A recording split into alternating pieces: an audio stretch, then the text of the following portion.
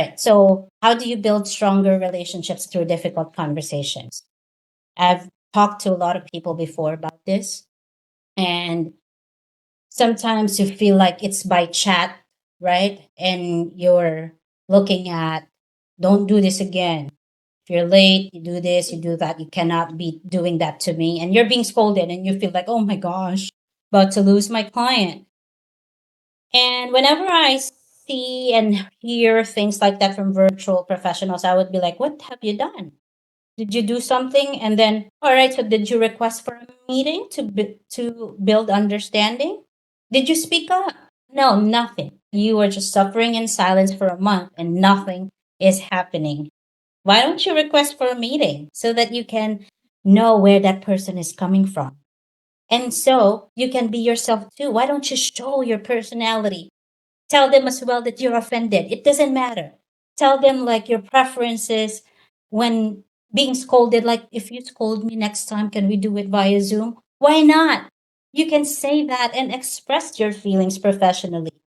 You can say something like, you know what, the way that you're dealing with all of these mistakes, you always tell this, tell that, and then I get confused. And then you say otherwise. And you know what? It's impacting my ability to deliver results for you, and I'm getting stressed out, unfortunately. Why don't you request for a meeting and say that?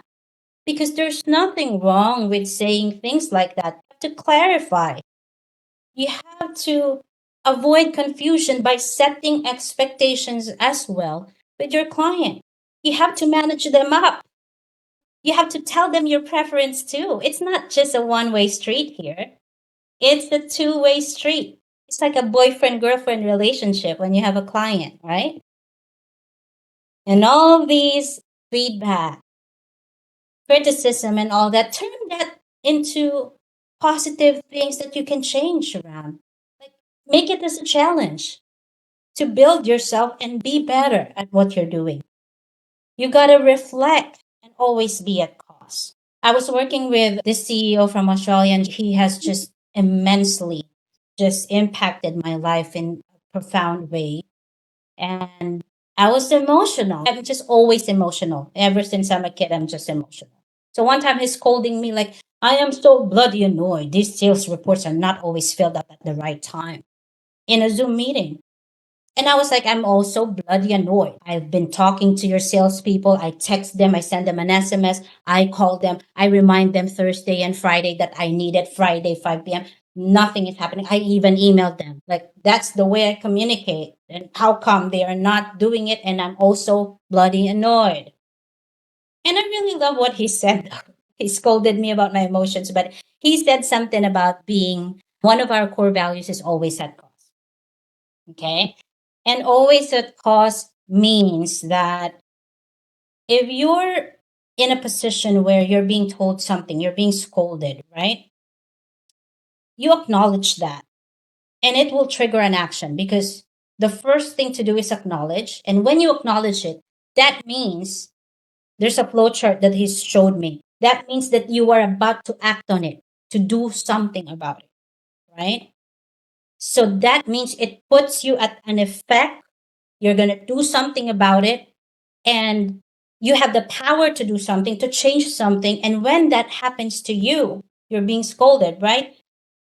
The difference is you need to have a self reflection, and you ask yourself, how did I make that happen? What could I have done?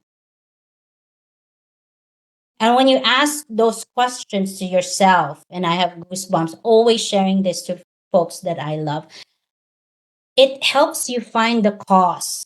It helps you climb that mountain and change the behavior. And that's the kind of behavioral coaching that I got from him. He's a very established coach in Australia.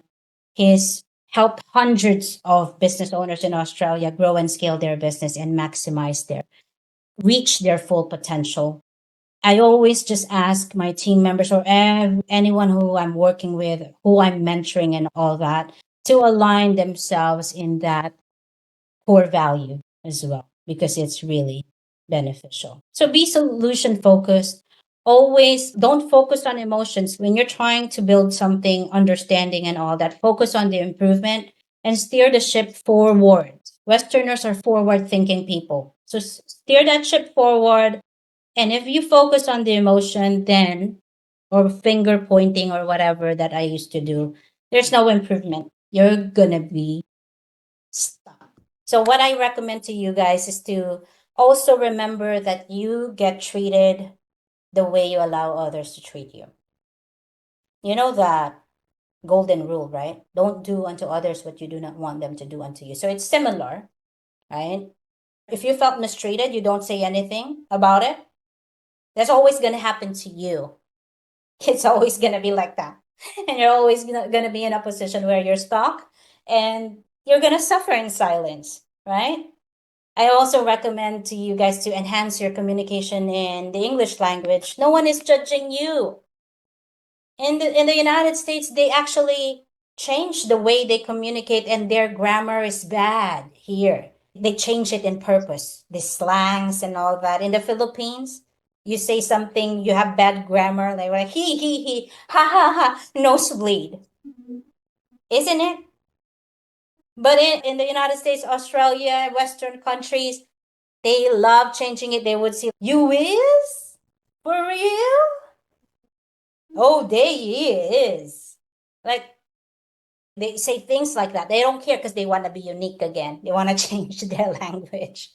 So, I was in the airport one time and this Japanese or Korean, I don't know where he's from. He could barely speak English. He couldn't even speak it. He's just talking with keywords. And this white guy, maybe Australian or whatever, because he's saying mate, he said something like, you want me to help you with your bag? Where are you from? And then, oh, I'm from here, I'm from there. And oh, really? And then an hour later, they're behind me and they're giggling, they're joking around, right? They keep on laughing, disturbing me while I'm sleeping. But look at that. They are not afraid to connect with you. And you, on the other hand, even if you're barely speaking the language, you still found common ground and you became instant friends.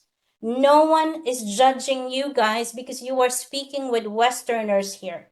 You are not speaking with Filipinos who's gonna giggle and laugh about the way you speak English. All right? And moving on as well, you have to commit to the relationship. You have to invest enough time to know the personality of your client. Communicate your preferences as well. Let them know your personality too. And then what about results? It matters, guys. Even if you connect with your client and then there's no results, you're going to be in a situation where you're always going to lose your clients because there's no results, even no matter how much you are good with communicating with your client, with knowing these differences and all that, bridging the gap and all that. But you're not exceeding expectations, you're just a mediocre, you're going to lose that client. So that's another conversation for another webinar, why results matter in freelancing. But start speaking up and developing as well the required leadership abilities, how to manage up CEOs in this kind of career. So recap. I want to talk about recap for today. We're working again with different cultures here, which is the Westerner culture. It requires for you to understand and it requires for you to also speak up in order for them to understand you. I talked about results, why clients understand you more by speaking up. And if you keep on crawling up in your shell and just not say anything, you're not going to stand out as Filipinos, guys. You want them to respect you. Stand out with that Filipino pride. Like whenever I talk about me, like, where are you from? I'm from the Philippines. They would say, like, oh, Pacquiao. They're gonna say something like, I've seen all the wonderful beaches there. I've seen Catriona Gray on YouTube and she's so fantastic. So stand out with your Filipino identity. No need for you to be someone else that you're not.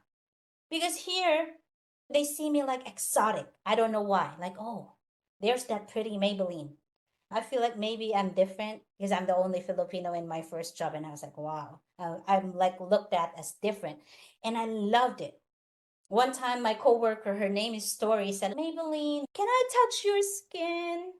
I go, okay, go ahead. she touched my skin. And she was talking about how Filipinos have that perfect skin, perfect texture. Like, why are you so brown? I love that.